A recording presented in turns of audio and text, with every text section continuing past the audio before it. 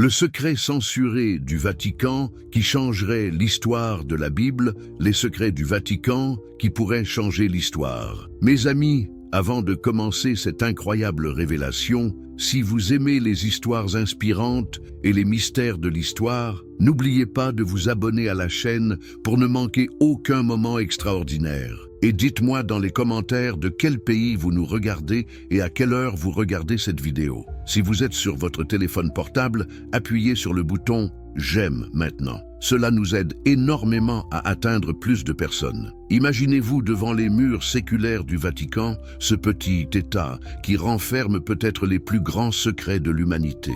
Que cache vraiment la bibliothèque secrète du pape? Pourquoi certains documents sont-ils gardés sous clé depuis des siècles? Et si tout ce que nous savons sur l'histoire du christianisme n'était qu'une partie de la vérité? Aujourd'hui, nous allons explorer ensemble les mystères les plus fascinants que le Vatican garde jalousement. Des manuscrits perdus aux découvertes archéologiques interdites, préparez-vous à découvrir des révélations qui pourraient bouleverser notre compréhension de l'histoire sacrée. 1. Les manuscrits perdus qui définissent l'histoire officielle. Saviez-vous qu'il existe des évangiles que vous n'avez jamais lus, des textes qui racontent une version complètement différente de l'histoire de Jésus? Pourquoi ces documents ont-ils été écartés de la Bible que nous connaissons aujourd'hui? L'évangile de Thomas, découvert en 1945 dans les sables du désert égyptien, contient 114 paroles attribuées directement à Jésus. Mais voici le plus troublant. Ces paroles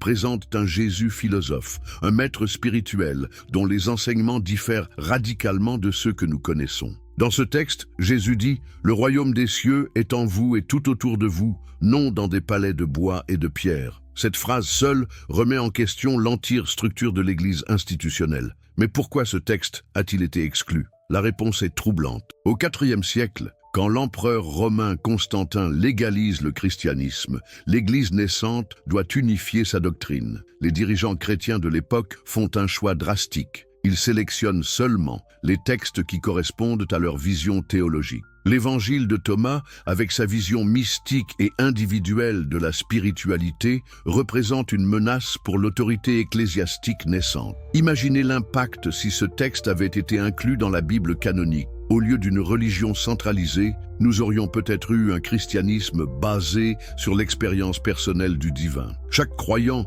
aurait été son propre prêtre, son propre guide spirituel. L'histoire de l'Occident en aurait été complètement transformée. Mais l'évangile de Thomas n'est pas le seul texte controversial. Les manuscrits de la mer morte, découverts en 1947, révèlent l'existence d'une communauté juive radicalement différente de celle décrite dans les évangiles canoniques. Ces textes parlent d'un maître de justice qui présente des similitudes troublantes avec Jésus, mais qui aurait vécu un siècle avant lui. Ces découvertes soulèvent une question dérangeante. Et si l'histoire de Jésus était inspirée de traditions spirituelles antérieures? Et si le christianisme primitif était en réalité un mouvement beaucoup plus complexe et diversifié que ce que l'histoire officielle nous enseigne? Le Vatican garde précieusement ces informations. Pourquoi? Parce que reconnaître l'existence de ces textes alternatifs reviendrait à admettre que la Bible, telle qu'elle existe aujourd'hui, n'est pas la parole divine immuable, mais le résultat de choix humains, politiques et théologiques. Pensez-y un instant. Combien de fois dans l'histoire, les traductions ont-elles changé le sens des mots? Le mot hébreu « alma », traduit par « vierge » dans la prophétie d'Isaïe, signifie en réalité « jeune femme ». Cette traduction, faite par les Septante au IIIe siècle avant J.C., a créé l'entière doctrine de la conception virginale. Un seul mot mal traduit a façonné 2000 ans de croyances chrétiennes. Mais voici le plus stupéfiant. Les archives du Vatican contiennent des milliers de manuscrits qui n'ont jamais été étudiés publiquement. Des textes en latin, en grec ancien, en araméen, qui pourraient révéler des aspects inconnus de l'histoire chrétienne primitive. Certains chercheurs estiment que moins de 10% des archives papales ont été rendues publiques. Que cache donc le Vatican? Des lettres de Paul que nous ne connaissons pas, des témoignages de contemporains de Jésus, des documents qui prouveraient l'existence d'autres mouvements messianiques de l'époque. La vérité est que nous ne le savons pas, et c'est précisément ce qui rend ces secrets si fascinants. Les correspondances secrètes qui révèlent la vraie politique papale. Avez-vous déjà pensé aux lettres que les papes n'ont jamais voulu que vous lisiez, aux correspondances secrètes qui révèlent le vrai visage du pouvoir pontifical? Que découvririons-nous si nous pouvions lire les archives privées des souverains pontifes? L'affaire Galilée est l'un des épisodes les plus révélateurs de la politique vaticane. Mais saviez-vous que les archives secrètes du Vatican contiennent des centaines de lettres échangées pendant le procès de Galilée qui n'ont jamais été rendues publiques? Ces documents révèlent une vérité beaucoup plus complexe que l'histoire officielle. En 1633, quand Galilée est condamné, le monde scientifique tremble. Mais les lettres privées entre cardinaux conservées dans les archives papales révèlent que plusieurs hauts dignitaires de l'Église savaient que Galilée avait raison. Le cardinal Barberini, neveu du pape Urbain VIII, écrit dans une lettre confidentielle « Les étoiles ne mentent pas ». Et les calculs de Galilée sont justes. Mais l'Église ne peut admettre s'être trompée sur la structure de l'univers. Cette révélation est stupéfiante. L'Église n'a pas condamné Galilée par ignorance, mais par calcul politique. Reconnaître que la Terre tournait autour du Soleil aurait signifié admettre que l'interprétation littérale de la Bible était fausse. Et si la Bible se trompait sur l'astronomie, sur quoi d'autre pouvait-elle se tromper? Mais les secrets les plus troublants concernent la période de la Seconde Guerre mondiale. Les archives du pape Pie XII, partiellement ouvertes en 2019, révèlent une correspondance secrète glaçante avec les dirigeants nazis. Ces lettres montrent un Vatican pris dans un dilemme moral terrible. Et comment préserver l'Église catholique en Allemagne tout en s'opposant au régime hitlérien? Une lettre datée de 1942, adressée personnellement à Pie XII par un évêque allemand, décrit avec précision les massacres de Juifs en Pologne. Le pape répond « Nous prions pour toutes les victimes innocentes, mais l'Église doit préserver sa mission spirituelle au-dessus des considérations politiques. » Cette réponse révèle la stratégie vaticane, le silence diplomatique face à l'horreur pour préserver l'institution. Mais voici le plus troublant. D'autres lettres prouvent que le Vatican a organisé des réseaux clandestins pour sauver des milliers de Juifs. Des prêtres, des nonnes, des laïcs catholiques ont risqué leur vie sur ordre direct du Saint-Siège. Pie XII était-il complice des nazis ou un sauveur secret? Les archives révèlent un homme déchiré entre sa conscience morale et les contraintes politiques de son époque. Ces correspondances posent une question fondamentale. Peut-on juger les actions d'un leader religieux avec les critères moraux d'aujourd'hui? Le Vatican a-t-il eu raison de privilégier la diplomatie silencieuse plutôt que la dénonciation publique? Mais les secrets les plus intrigants concernent les fameuses prophéties de Fatima. En 1917, 3 enfants portugais affirment avoir reçu des visions de la Vierge Marie. Ils racontent avoir reçu 3 secrets. Les 2 premiers sont révélés rapidement, mais le 3e reste mystérieux pendant des décennies. Les archives du Vatican contiennent la correspondance complète entre les différents papes et les voyants de Fatima. Ces lettres révèlent que le fameux 3e secret était en réalité beaucoup plus précis et inquiétant que la version officielle révélée en 2000. Une lettre de sœur Lucie, la dernière survivante des voyants, écrite en 1957, décrit des événements qui correspondent étrangement aux crises géopolitiques actuelles. Pourquoi le Vatican continue-t-il de garder certains aspects de ses prophéties secrets? Que contenaient vraiment les visions de ses enfants? Les correspondances privées suggèrent que le 3e secret parlait non seulement d'une crise dans l'Église, mais aussi d'événements mondiaux qui n'ont pas encore eu lieu. L'archéologie interdite sous les murs sacrés. Que se cache-t-il vraiment sous les fondations du Vatican? Quels secrets archéologiques dorment dans le sous-sol de la cité pontificale? Et pourquoi certaines découvertes ne sont-elles jamais révélées au public? L'histoire officielle nous dit que la basilique Saint-Pierre a été construite sur le tombeau de l'apôtre Pierre. Mais les fouilles archéologiques menées sous le Vatican depuis les années 1940 révèlent une réalité beaucoup plus complexe et fascinante. En 1939, le pape Pie XII autorise des fouilles exceptionnelles sous la basilique Saint-Pierre. Ce qui est découvert dépasse toutes les attentes. Sous l'église chrétienne se trouve une entière nécropole romaine parfaitement conservée, avec des tombes païennes, des mausolées familiaux et des temples dédiés à différentes divinités. Mais voici le plus troublant. Parmi ces découvertes se trouvent des indices d'un culte de Mithra, cette religion mystérieuse qui était le principal concurrent du christianisme dans l'Empire romain. Des inscriptions, des fresques, des objets rituels prouvent que le site sacré du Vatican était déjà un lieu de culte religieux bien avant l'arrivée du christianisme. Cette découverte pose une question dérangeante. Les premiers chrétiens ont-ils choisi ce lieu pour sa signification spirituelle préexistante ou ont-ils délibérément construit leur église sur un site païen pour affirmer leur domination religieuse? Les archives du Vatican contiennent des rapports détaillés de ces fouilles, mais seule une partie minime a été rendue publique. Pourquoi? Parce que ces découvertes remettent en question la narrative officielle de l'histoire chrétienne primitive. Reconnaître que le Vatican a été construit sur un site païen reviendrait à admettre que le christianisme s'est développé en s'appropriant des traditions religieuses antérieures. Mais les secrets archéologiques les plus intrigants concernent l'Arche d'Alliance. Cette mystérieuse relique, qui contenait selon la Bible les tables de la loi données à Moïse,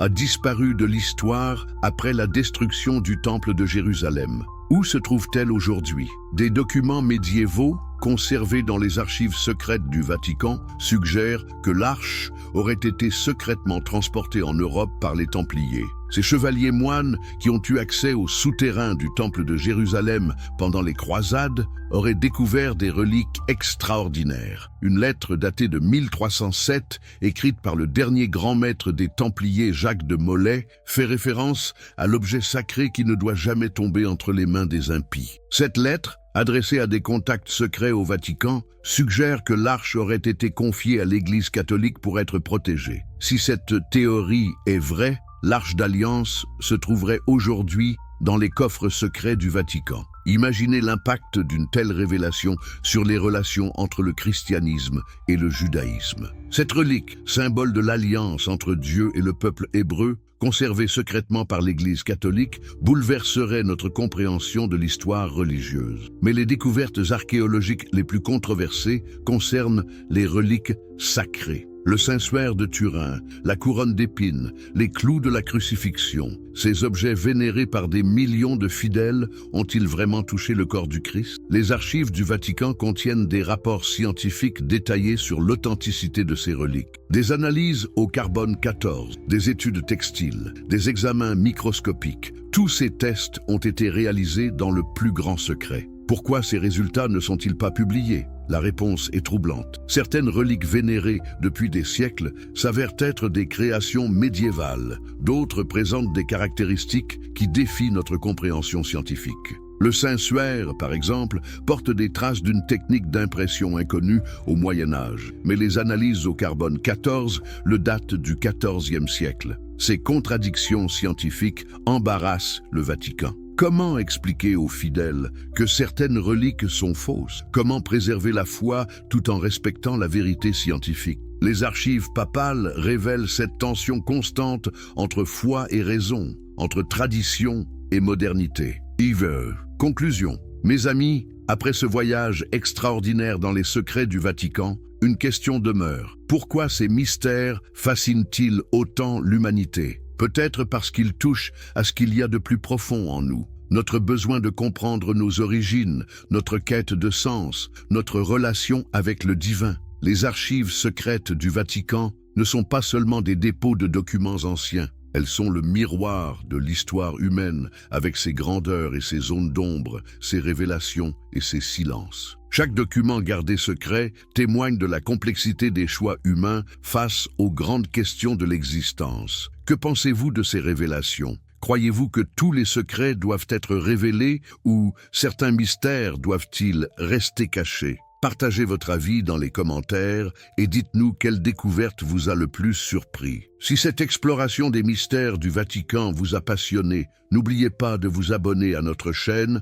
pour découvrir d'autres secrets de l'histoire. Et surtout, partagez cette vidéo avec vos amis qui aiment les grandes énigmes de l'humanité. Car après tout, les plus belles découvertes sont celles qu'on partage ensemble. Les secrets du Vatican qui pourraient changer l'histoire. Introduction. Mes amis, Avant de commencer cette incroyable révélation, si vous aimez les histoires inspirantes et les mystères de l'histoire, n'oubliez pas de vous abonner à la chaîne pour ne manquer aucun moment extraordinaire. Et dites-moi dans les commentaires de quel pays vous nous regardez et à quelle heure vous regardez cette vidéo. Si vous êtes sur votre téléphone portable, appuyez sur le bouton « J'aime » maintenant. Cela nous aide énormément à atteindre plus de personnes. Imaginez-vous devant les murs séculaires du Vatican, ce petit État qui renferme peut-être les plus grands secrets de l'humanité. Que cache vraiment la bibliothèque secrète du pape? Pourquoi certains documents sont-ils gardés sous clé depuis des siècles? Et si tout ce que nous savons sur l'histoire du christianisme n'était qu'une partie de la vérité? Aujourd'hui, nous allons explorer ensemble les mystères les plus fascinants que le Vatican garde jalousement. Des manuscrits perdus aux découvertes archéologiques interdites, préparez-vous à découvrir des révélations qui pourraient bouleverser notre compréhension de l'histoire sacrée. 1. Les manuscrits perdus qui définissent l'histoire officielle. Saviez-vous qu'il existe des évangiles que vous n'avez jamais lus, des textes qui racontent une version complètement différente de l'histoire de Jésus? Pourquoi ces documents ont-ils été écartés de la Bible que nous connaissons aujourd'hui? L'évangile de Thomas, découvert en 1945 dans les sables du désert égyptien, contient 114 paroles attribuées directement à Jésus. Mais voici le plus troublant. Ces paroles présentent un Jésus philosophe, un maître spirituel dont les enseignements diffèrent radicalement de ceux que nous connaissons. Dans ce texte, Jésus dit « Le royaume des cieux est en vous et tout autour de vous,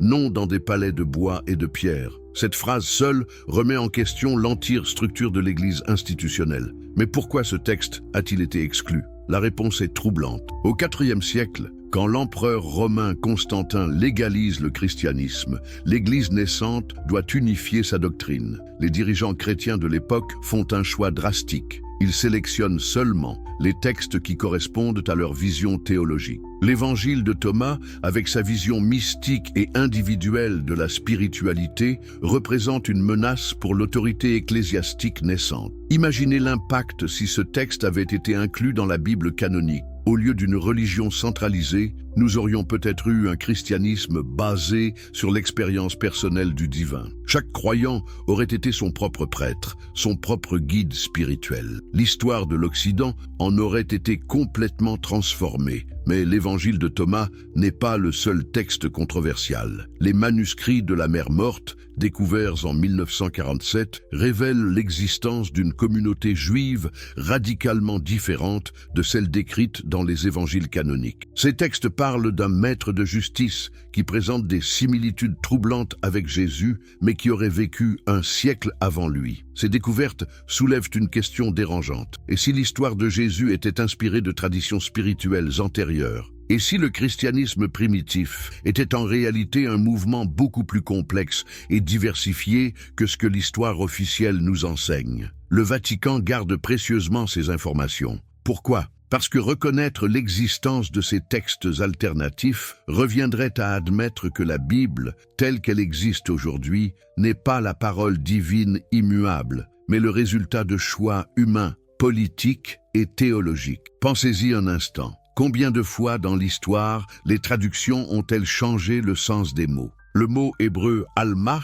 traduit par « vierge » dans la prophétie d'Isaïe, signifie en réalité « jeune femme ». Cette traduction, faite par les Septante au IIIe siècle avant J.C., a créé l'entière doctrine de la conception virginale. Un seul mot mal traduit a façonné 2000 ans de croyances chrétiennes. Mais voici le plus stupéfiant. Les archives du Vatican contiennent des milliers de manuscrits qui n'ont jamais été étudiés publiquement. Des textes en latin, en grec ancien, en araméen, qui pourraient révéler des aspects inconnus de l'histoire chrétienne primitive. Certains chercheurs estiment que moins de 10% des archives papales ont été rendues publiques.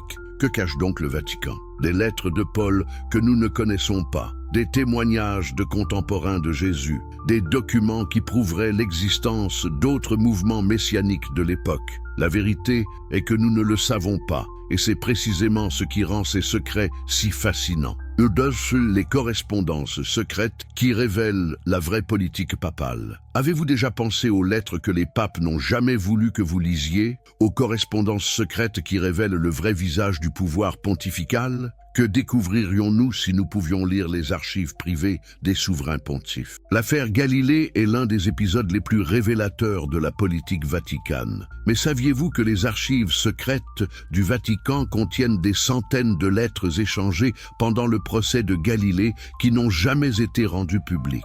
Ces documents révèlent une vérité beaucoup plus complexe que l'histoire officielle. En 1633, quand Galilée est condamné, le monde scientifique tremble. Mais les lettres privées entre cardinaux conservées dans les archives papales révèlent que plusieurs hauts dignitaires de l'Église savaient que Galilée avait raison. Le cardinal Barberini, neveu du pape Urbain VIII, écrit dans une lettre confidentielle « Les étoiles ne mentent pas ». Et les calculs de Galilée sont justes. Mais l'Église ne peut admettre s'être trompée sur la structure de l'univers. Cette révélation est stupéfiante. L'Église n'a pas condamné Galilée par ignorance, mais par calcul politique. Reconnaître que la Terre tournait autour du Soleil aurait signifié admettre que l'interprétation littérale de la Bible était fausse. Et si la Bible se trompait sur l'astronomie, sur quoi d'autre pouvait-elle se tromper? Mais les secrets les plus troublants concernent la période de la Seconde Guerre mondiale. Les archives du pape Pie XII, partiellement ouvertes en 2019,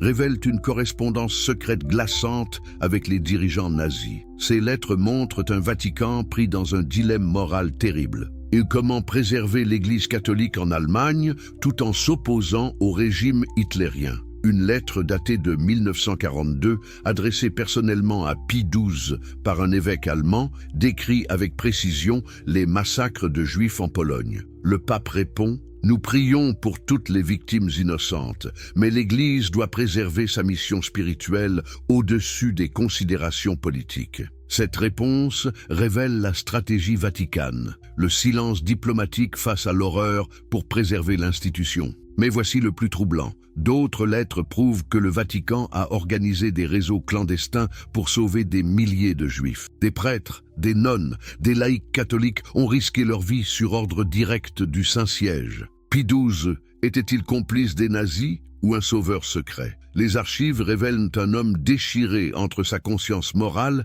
et les contraintes politiques de son époque. Ces correspondances posent une question fondamentale. Peut-on juger les actions d'un leader religieux avec les critères moraux d'aujourd'hui? Le Vatican a-t-il eu raison de privilégier la diplomatie silencieuse plutôt que la dénonciation publique? Mais les secrets les plus intrigants concernent les fameuses prophéties de Fatima. En 1917, 3 enfants portugais affirment avoir reçu des visions de la Vierge Marie. Ils racontent avoir reçu 3 secrets. Les 2 premiers sont révélés rapidement, mais le 3e reste mystérieux pendant des décennies. Les archives du Vatican contiennent la correspondance complète entre les différents papes et les voyants de Fatima. Ces lettres révèlent que le fameux 3e secret était en réalité beaucoup plus précis et inquiétant que la version officielle révélée en 2000. Une lettre de sœur Lucie, la dernière survivante des voyants, écrite en 1957, décrit des événements qui correspondent étrangement aux crises géopolitiques actuelles. Pourquoi le Vatican continue-t-il de garder certains aspects de ses prophéties secrets? Que contenaient vraiment les visions de ses enfants? Les correspondances privées suggèrent que le 3e secret parlait non seulement d'une crise dans l'Église, mais aussi d'événements mondiaux qui n'ont pas encore eu lieu. L'archéologie interdite sous les murs sacrés. Que se cache-t-il vraiment sous les fondations du Vatican? Quels secrets archéologiques dorment dans le sous-sol de la cité pontificale? Et pourquoi certaines découvertes ne sont-elles jamais révélées au public? L'histoire officielle nous dit que la basilique Saint-Pierre a été construite sur le tombeau de l'apôtre Pierre. Mais les fouilles archéologiques menées sous le Vatican depuis les années 1940 révèlent une réalité beaucoup plus complexe et fascinante. En 1939, le pape Pie XII autorise des fouilles exceptionnelles sous la basilique Saint-Pierre. Ce qui est découvert dépasse toutes les attentes. Sous l'église chrétienne se trouve une entière nécropole romaine parfaitement conservée, avec des tombes païennes, des mausolées familiaux et des temples dédiés à différentes divinités. Mais voici le plus troublant. Parmi ces découvertes se trouvent des indices d'un culte de Mithra, cette religion mystérieuse qui était le principal concurrent du christianisme dans l'Empire romain. Des inscriptions, des fresques, des objets rituels prouvent que le site sacré du Vatican était déjà un lieu de culte religieux bien avant l'arrivée du christianisme. Cette découverte pose une question dérangeante. Les premiers chrétiens ont-ils choisi ce lieu pour sa signification spirituelle préexistante ou ont-ils délibérément construit leur église sur un site païen pour affirmer leur domination religieuse? Les archives du Vatican contiennent des rapports détaillés de ces fouilles, mais seule une partie minime a été rendue publique. Pourquoi? Parce que ces découvertes remettent en question la narrative officielle de l'histoire chrétienne primitive. Reconnaître que le Vatican a été construit sur un site païen reviendrait à admettre que le christianisme s'est développé en s'appropriant des traditions religieuses antérieures. Mais les secrets archéologiques les plus intrigants concernent l'Arche d'Alliance. Cette mystérieuse relique, qui contenait selon la Bible les tables de la loi données à Moïse, a disparu de l'histoire après la destruction du temple de Jérusalem. Où se trouve-t-elle aujourd'hui? Des documents médiévaux, conservés dans les archives secrètes du Vatican, suggèrent que l'arche aurait été secrètement transportée en Europe par les Templiers. Ces chevaliers moines, qui ont eu accès aux souterrains du temple de Jérusalem pendant les croisades, auraient découvert des reliques extraordinaires. Une lettre datée de 1307, écrite par le dernier grand maître des Templiers, Jacques de Molay, fait référence à l'objet sacré qui ne doit jamais tomber entre les mains des impies. Cette lettre, adressée à des contacts secrets au Vatican, suggère que l'arche aurait été confiée à l'Église catholique pour être protégée. Si cette théorie est vraie, l'Arche d'Alliance se trouverait aujourd'hui dans les coffres secrets du Vatican. Imaginez l'impact d'une telle révélation sur les relations entre le christianisme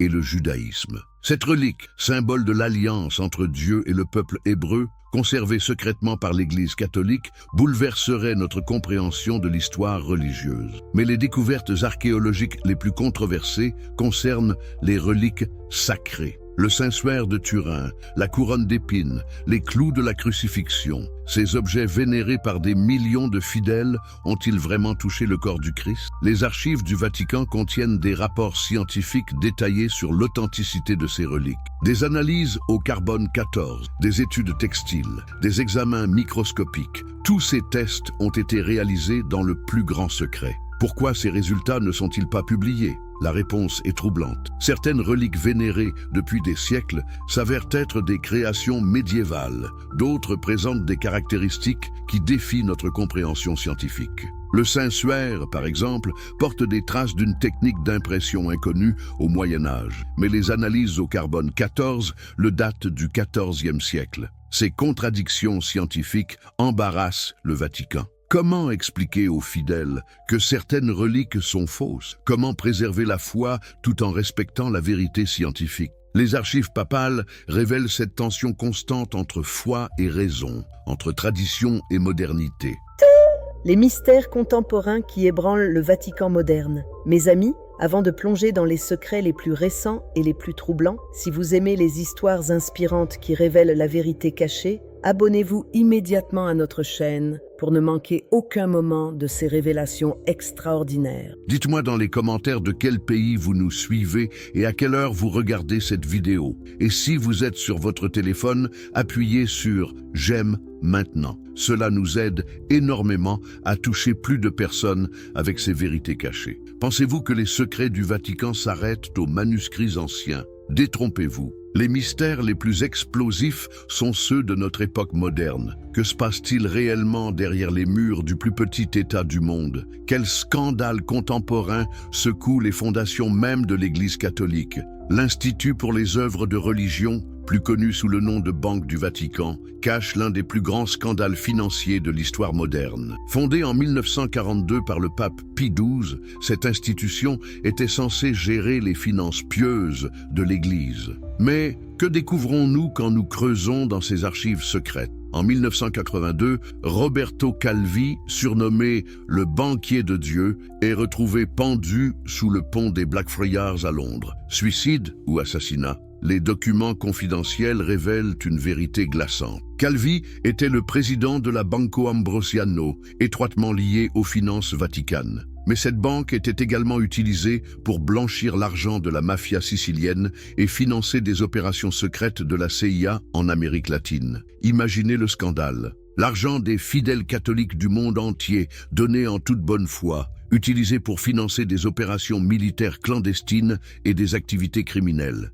Les archives du Vatican contiennent des relevés bancaires qui prouvent ces transactions illégales. Monseigneur Paul Marcinkus, président de la Banque du Vatican à cette époque, était directement impliqué dans ces opérations. Mais voici le plus troublant. Quand le scandale éclate, le Vatican refuse de coopérer avec les autorités judiciaires italiennes. Pourquoi? Parce que révéler l'ampleur des transactions illégales aurait exposé les liens entre l'Église catholique, la mafia italienne et les services secrets américains. Un réseau de corruption qui s'étendait des palais romains au bureau de la CIA. Roberto Calvi savait trop de choses. Ses dernières lettres, retrouvées dans les archives privées du Vatican, révèlent sa panique face aux menaces qu'il recevait. Il écrit « Ils veulent me faire taire définitivement. Je sais trop de choses sur les vraies finances du Vatican. » 48 heures plus tard, il était mort. Cette affaire pose une question fondamentale.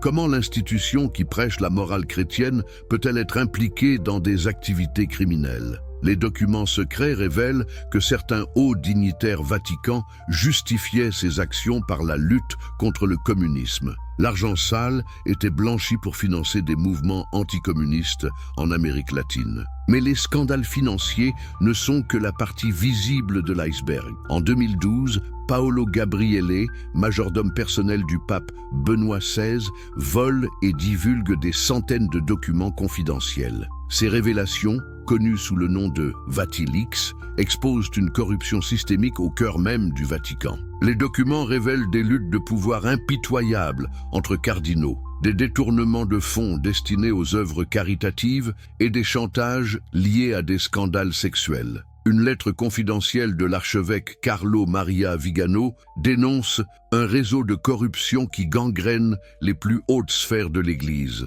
Mais pourquoi Benoît XVI a-t-il vraiment renoncé à la papauté en 2013? L'histoire officielle parle de fatigue et d'âge avancé, mais les documents secrets racontent une toute autre histoire. Le pape allemand faisait face à une rébellion interne. Des cardinaux influents menaçaient de révéler publiquement des scandales qui auraient détruit la crédibilité de l'Église. Une note confidentielle, datée de février 2013, révèle que Benoît XVI avait perdu le contrôle de la curie romaine. Des factions rivales se disputèrent le pouvoir, chacune possédant des informations compromettantes sur l'autre. Le pape était devenu prisonnier de ses propres collaborateurs. La renonciation de Benoît XVI n'était pas un acte de sagesse, mais un acte de désespoir. Il préférait abandonner le pouvoir plutôt que de voir l'Église catholique sombrer dans un scandale public majeur. Mais quel secret était si grave qu'ils ont poussé un pape à l'abdication? Les archives secrètes contiennent des rapports sur des réseaux pédophiles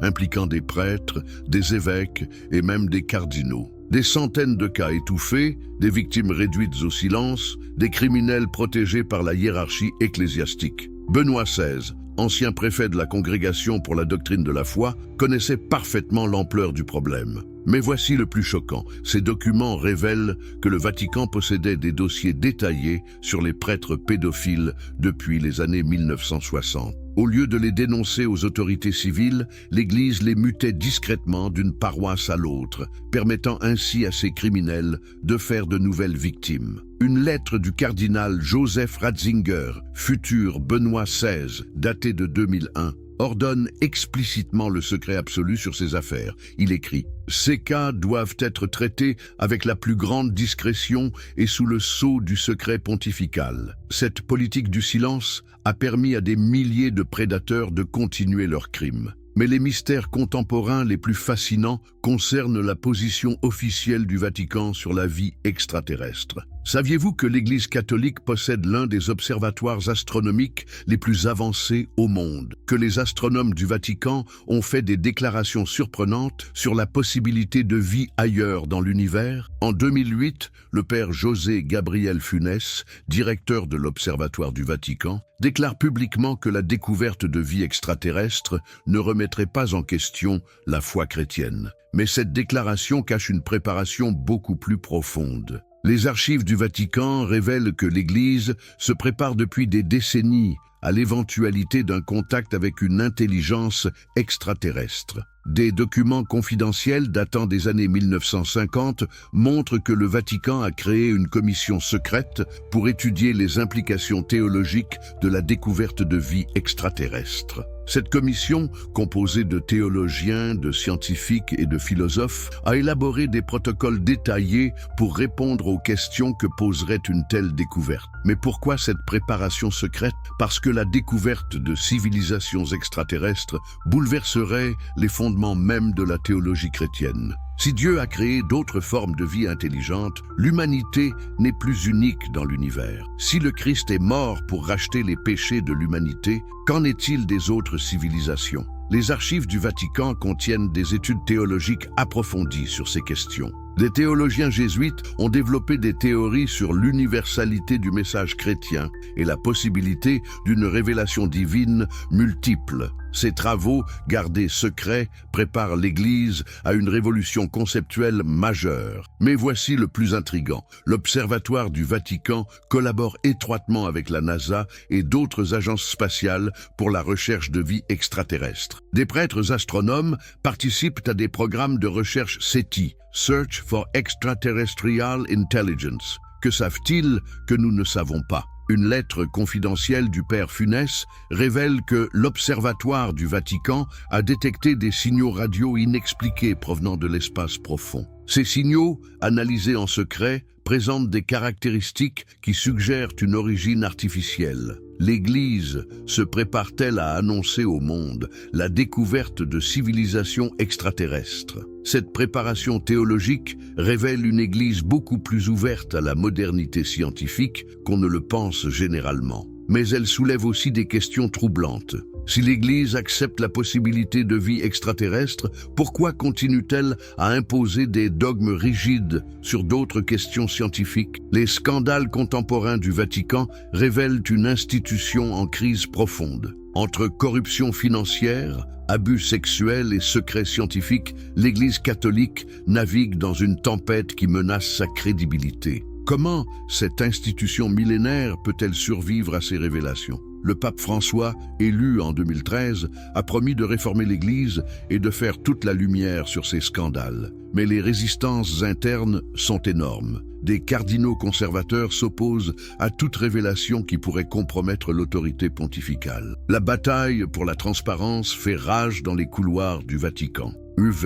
Révélation finale, la vérité derrière les mystères. Mes amis, après ce voyage extraordinaire dans les secrets les plus profonds du Vatican, nous arrivons au moment le plus crucial de notre exploration. Que révèlent vraiment tous ces mystères sur la nature humaine et notre rapport au divin? Pourquoi ces secrets fascinent-ils autant l'humanité? Et que nous apprennent-ils sur nous-mêmes? Réfléchissez un instant. Depuis 2000 ans, le Vatican accumule des connaissances, des documents, des témoignages qui racontent l'histoire de l'humanité sous un angle unique. Mais cette accumulation de savoir s'accompagne d'une responsabilité écrasante. Comment révéler certaines vérités sans détruire la foi de millions de croyants? Comment concilier la vérité historique avec la vérité spirituelle? Les archives secrètes du Vatican ne sont pas seulement des dépôts de documents anciens. Elles sont le miroir de l'âme humaine, avec ses grandeurs et ses faiblesses, ses aspirations divines et ses tentations terrestres. Chaque secret gardé témoigne de la complexité des choix moraux face aux grandes questions de l'existence. Prenons l'exemple des manuscrits perdus. Pourquoi l'Église primitive a-t-elle choisi certains textes plutôt que d'autres? Cette sélection ne révèle-t-elle pas la nécessité humaine de créer du sens, de l'ordre, de la cohérence dans le chaos de l'existence? Les dirigeants chrétiens du IVe siècle n'étaient pas des manipulateurs cyniques, mais des hommes confrontés à un défi impossible: unifier une multitude de traditions spirituelles en un message cohérent. L'évangile de Thomas, avec sa vision mystique et individuelle de la spiritualité, représentait un danger pour l'unité naissante de l'Église. Mais était-ce vraiment un danger ou une richesse perdue? Si ce texte avait été inclus dans le canon biblique, nous aurions peut-être eu un christianisme plus diversifié, plus tolérant, plus ouvert aux différentes expériences spirituelles. Cette tension entre unité et diversité traverse toute l'histoire du Vatican. Les correspondances secrètes des papes révèlent des hommes déchirés entre leurs convictions personnelles et les exigences de leurs fonctions. Le pape Pie XII, face à l'horreur nazie, devait-il dénoncer publiquement les crimes ou privilégier la diplomatie silencieuse? Ce dilemme moral illustre la complexité du pouvoir spirituel dans un monde imparfait. Les découvertes archéologiques sous le Vatican nous confrontent à une vérité dérangeante. Le sacré ne naît pas ex nihilo, mais se construit sur les traces du passé. Le fait que la basilique Saint-Pierre soit construite sur un site païen ne diminue pas sa valeur spirituelle, mais révèle la continuité de la quête humaine du divin. Depuis la nuit des temps, l'humanité cherche à toucher l'infini, et certains lieux semblent particulièrement propices à cette aspiration. Mais c'est dans les scandales contemporains que le Vatican révèle le plus clairement sa nature profondément humaine. La corruption financière, les abus de pouvoir, les secrets inavouables, tout cela nous rappelle que même les institutions les plus sacrées sont composées d'êtres humains faillibles. Ces scandales ne détruisent pas nécessairement la valeur spirituelle de l'Église, mais ils nous obligent à repenser notre rapport à l'autorité religieuse. L'affaire Roberto Calvi illustre parfaitement cette ambiguïté. Comment une institution qui prêche la pauvreté évangélique peut-elle être impliquée dans des opérations financières douteuses? Cette contradiction révèle la tension permanente entre les idéaux spirituels et les nécessités matérielles. L'Église, pour survivre et accomplir sa mission, doit gérer d'énormes ressources financières. Mais cette gestion l'expose aux tentations du pouvoir temporel. La renonciation de Benoît XVI symbolise cette tension. Ce pape théologien, confronté aux réalités brutales du pouvoir, a préféré abandonner sa charge plutôt que de compromettre davantage l'institution qu'il servait. Cette décision, unique dans l'histoire moderne de la papauté, révèle un homme conscient de ses limites et de celles de son institution. Mais les mystères les plus fascinants concernent l'avenir. La préparation secrète du Vatican à un éventuel contact extraterrestre révèle une Église beaucoup plus ouverte à la modernité qu'on ne le pense généralement. Cette ouverture théologique suggère que l'institution catholique est capable d'évolution, d'adaptation aux découvertes scientifiques et aux défis futurs. Imaginez l'impact d'une annonce officielle de contact extraterrestre. Comment réagiraient les 3 milliards de chrétiens dans le monde? Comment l'Église interpréterait-elle cette découverte à la lumière de la révélation? Les travaux secrets des théologiens du Vatican sur ces questions montrent une institution qui se prépare à repenser fondamentalement sa vision de l'univers et de la place de l'humanité dans la création. Cette préparation révèle aussi une leçon profonde sur la nature de la foi. Contrairement à ce que pensent ses détracteurs, la foi authentique n'est pas l'ennemi de la vérité, mais sa compagne. Les grands mystiques chrétiens ont toujours enseigné que Dieu est plus grand que nos concepts, plus vaste que nos théologies. La découverte de civilisations extraterrestres ne détruirait pas la foi chrétienne, mais l'approfondirait en révélant l'infinité de la création divine. Mais au-delà des questions théologiques, ces mystères du Vatican nous interpellent sur notre propre rapport à la vérité. Pourquoi sommes-nous si fascinés par les secrets? Pourquoi avons-nous besoin de révélations cachées pour donner du sens à notre existence? Cette fascination révèle peut-être notre intuition profonde que la réalité est plus complexe, plus riche, plus mystérieuse que les apparences. Les archives du Vatican, avec leurs milliers de documents secrets, symbolisent cette complexité de la condition humaine. Chaque époque a ses secrets, ses non-dits, ses vérités inavouables. Mais ces secrets ne sont pas nécessairement des mensonges. Ils sont souvent des vérités trop complexes, trop nuancées, trop dérangeantes pour être exprimées simplement. L'histoire du Vatican nous enseigne que la vérité est rarement simple. Elle est faite de contradictions, de paradoxes, de tensions non résolues. Les papes qui ont dirigé l'Église à travers les siècles étaient des hommes de leur époque, avec leur grandeur et leur faiblesse, leurs intuitions géniales et leurs erreurs tragiques. Juger ces hommes avec les critères moraux d'aujourd'hui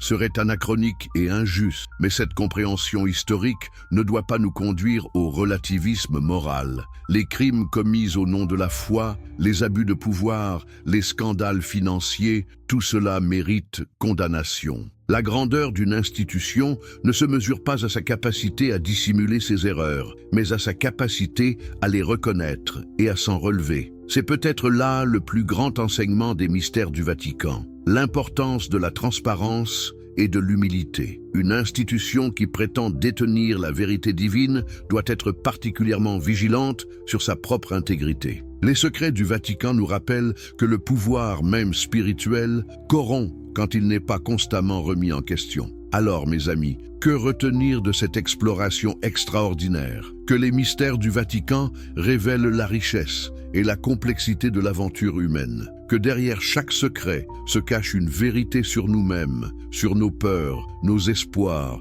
nos contradictions. Que la quête de la vérité est un chemin semé d'embûches, mais que c'est précisément cette difficulté qui rend la recherche si précieuse. Les archives secrètes du Vatican ne cesseront jamais de nous fasciner parce qu'elles nous renvoient à nos propres mystères intérieurs. Nous sommes tous des êtres secrets, porteurs de vérités cachées, de contradictions non résolues, d'aspirations inavouées. En explorant les secrets du Vatican, nous explorons notre propre humanité. Que pensez-vous de toutes ces révélations? Croyez-vous que l'humanité est prête à connaître tous les secrets du Vatican? Ou certains mystères sont-ils nécessaires pour préserver l'équilibre spirituel et social? Ces questions n'ont pas de réponse simple, mais elles méritent d'être posées. Partagez vos réflexions dans les commentaires. Dites-nous quelle révélation vous a le plus marqué et pourquoi. Et si cette exploration des mystères du Vatican vous a passionné, n'hésitez pas à la partager avec vos proches, car les grandes questions de l'existence